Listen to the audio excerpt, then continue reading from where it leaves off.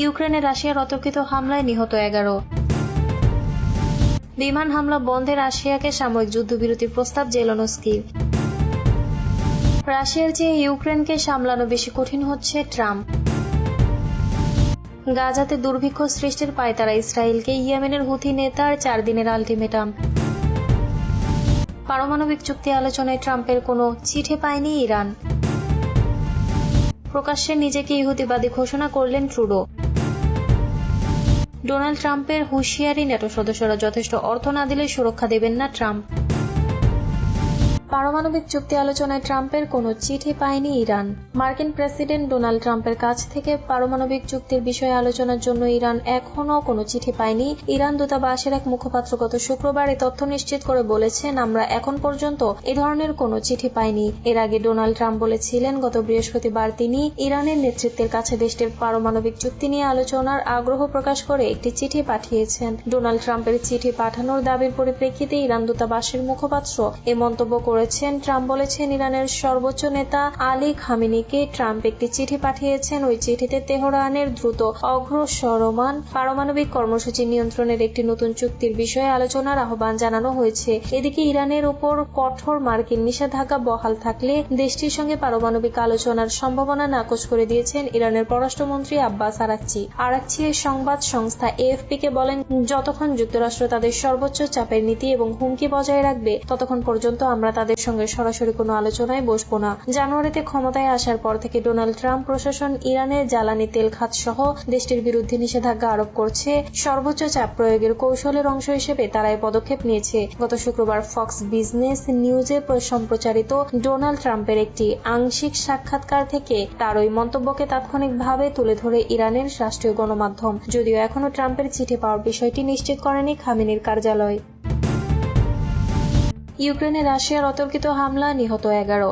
ইউক্রেনের পূর্বাঞ্চলীয় দোনেৎস্ক অঞ্চলের দোব্রো ইলিয়া শহরে অতর্কিত হামলা চালিয়েছে রাশিয়ান বাহিনী। এতে এখন পর্যন্ত অন্তত 11 জন নিহত হয়েছে, আহত হয়েছে আরও 30 জন। ইউক্রেনীয় কর্তৃপক্ষের বরাদ্দে শনিবার এই তথ্য জানিয়েছে বিবিসি। দেশটির আঞ্চলিক পরিষেবা জানিয়েছে, শুক্রবার ভোরে চালানো হামলায় 8টি আবাসিক ভবন এবং প্রশাসনিক ভবন ক্ষতিগ্রস্ত হয়েছে। এর আগে গত বৃহস্পতিবার রাশিয়ান বাহিনীর চালানো হামলায় ইউক্রেনে 5 জন নিহত হয়। 2022 সালে 24 ফেব্রুয়ারি ইউক্রেনে সামরিক অভিযানের ঘোষণা দেন রুশ প্রেসিডেন্ট ভ্লাদিমির পুতিন। এরপর থেকে আজ পর্যন্ত টানা 3 বছরের বেশি সময় ধরে চলছে দেশ দুইটির সংঘাত। এতে দুই পক্ষের বহু হতাহতের খবর পাওয়া যাচ্ছে।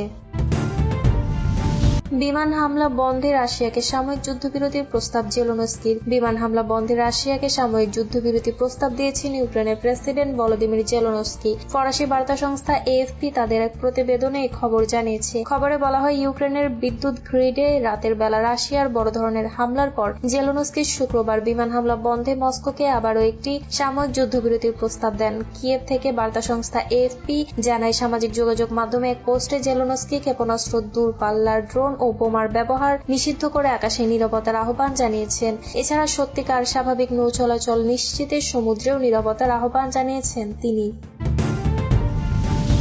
রাশিয়ার চেয়ে ইউক্রেনকে সামলানো বেশি কঠিন হচ্ছে ট্রাম্প। যুক্তরাষ্ট্রের প্রেসিডেন্ট ডোনাল্ড ট্রাম্প বলেছেন, দুই দেশের মধ্যে শান্তি প্রক্রিয়া এগিয়ে নেওয়ার পথে রাশিয়ার তুলনায় ইউক্রেনকে সামলানো বেশি কঠিন হয়ে যাচ্ছে বলে তিনি মনে করছেন। ওয়াশিংটনে ওভাল অফিসে গতকাল শুক্রবার সাংবাদিকদের ট্রাম্প বলেন, রাশিয়ার সঙ্গে তার দেশ বেশ ভালো যোগাযোগ করেছে। কিয়েভের তুলনায় মস্কোকে সামলানো তুলনামূলক সহজ হতে পারে। এর কয়েক ঘন্টা আগে ট্রাম্প হুমকি দিয়ে বলেন, রাশিয়ার ব্যাংক খাতের উপর বড় পরিসরে নিষেধাজ্ঞা দিতে চান তিনি। দেশটির পণ্যের উপর শুল্ক আরোপও করতে চান মার্কিন প্রেসিডেন্ট। ইউক্রেন যুদ্ধ ঘিরে কিয়েভের সঙ্গে একটি শান্তি চুক্তিতে পৌঁছানোর আগ পর্যন্ত এই নিষেধাজ্ঞা থাকবে। অন্যদিক দিয়ে ইউক্রেনকে সব ধরনের সামরিক সহায়তা দেওয়া বন্ধ করে দিয়েছেন ট্রাম্প। যুক্তরাষ্ট্র কিছু স্যাটেলাইট চিত্রে ইউক্রেনের প্রবেশাধিকার সাময়িক স্থগিত করেছে। মহাকাশ প্রযুক্তি সংস্থা ম্যাক্সার বিবিসিকে এ তথ্য নিশ্চিত করেছে।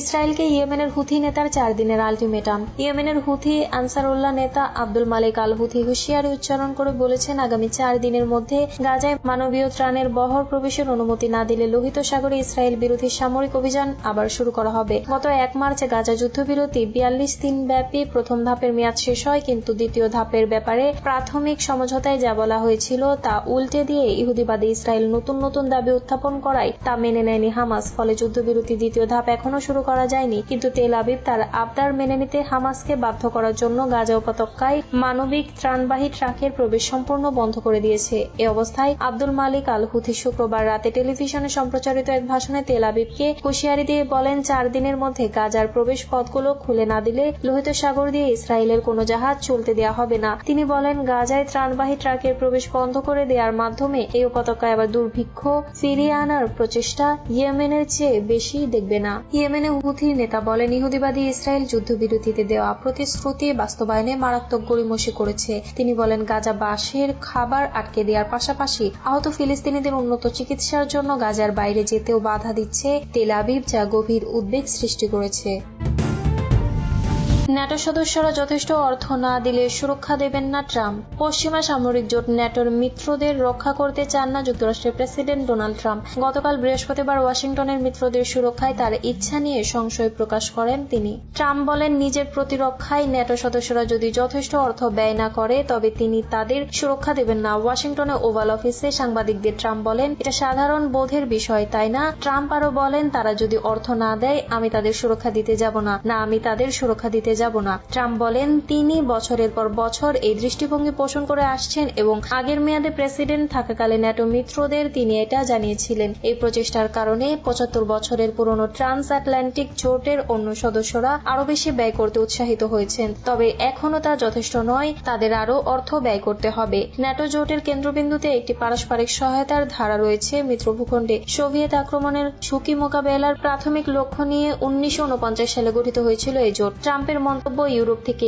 এশিয়ার রাজধানীগুলোতে সতর্ক ঘণ্টা বাজাতে পারে। ইতোমধ্যে ইউক্রেনের প্রেসিডেন্ট ভলোদিমির জেলেনস্কির সঙ্গে ট্রাম্পের বাকবিতক্তার পর কিয়েভের নিরাপত্তা নিশ্চয়তা বাতিল করেছেন ট্রাম্প। এছাড়া রুশ প্রেসিডেন্ট ভ্লাদিমির পুতিনের সঙ্গে চুক্তি করতে ইচ্ছার কথা জানিয়েছেন তিনি। এ নিয়ে শঙ্কিত অন্য নেতারাও। গতকাল বৃহস্পতিবার উদ্বিগ্ন ইউরোপের নেতারা আরো বেশি নিরাপত্তা ব্যয় বাড়ানোর ও ইউক্রেনের পাশে থাকার পরিকল্পনার প্রতি সমর্থন জানিয়েছেন।